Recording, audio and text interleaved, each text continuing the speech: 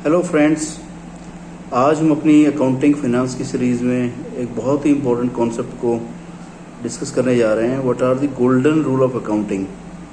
दोस्तों, जैसा कि हमने प्रीवियस सीरीज़ में भी डिस्कस किया था कि जो अकाउंट्स होते हैं बेसिकली 3 तरीके के होते हैं: personal accounts, real accounts and nominal account. Detail के लिए आप मेरी वीडियो रेफ़र कर सकते हैं। मैंने उसमें डिटेल में बताया है कि पर्सनल अकाउंट किस नेचर का होता है, रियल अकाउंट किस नेचर का होता है और नॉमिनल अकाउंट किस नेचर का होता है।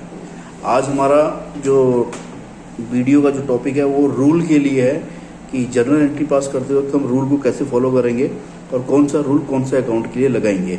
तो इसमें बेसिकली 2 तरीके के अप्रोच हैं। एक तो मॉडर्न अप्रोच है, दूसरी हमारी ट्रेडिशनल अप्रोच है।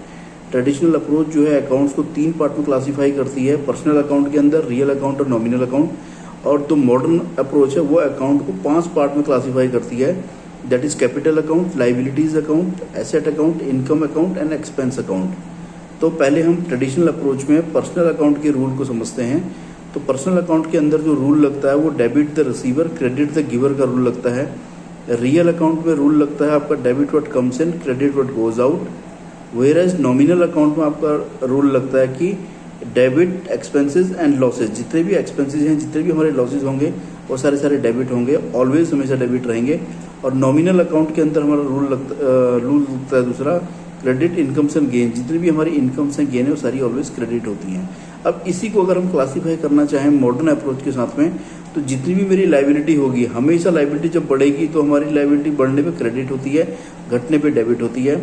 सिमिलर वे में कैपिटल भी जब हमारी घट रही होती है तो डेबिट होती है, जब बढ़ रही होती है तो हमेशा क्रेडिट होती है। एसेट जब भी बढ़ेगा हमेशा डेबिट होगा, एसेट जब भी घटेगा हमेशा क्रेडिट होगा। लॉसेस और जितने भी हमारे लॉसेस होते हैं और जितने भी मेरे ये एक्सपेंसेस होते हैं ये हमेशा डेबिट होते हैं, इनका नेचर ही ऐसा है।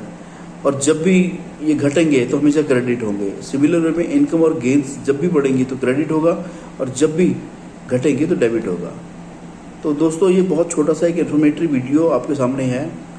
अगले नेक्स्ट नए टॉपिक के साथ में, एक अच्छे कंटेंट के साथ में, अच्छे वीडियो के साथ में आपके साथ फिर से हाजिर होंगे। तब तक के लिए नमस्कार, थैंक यू वेरी मच।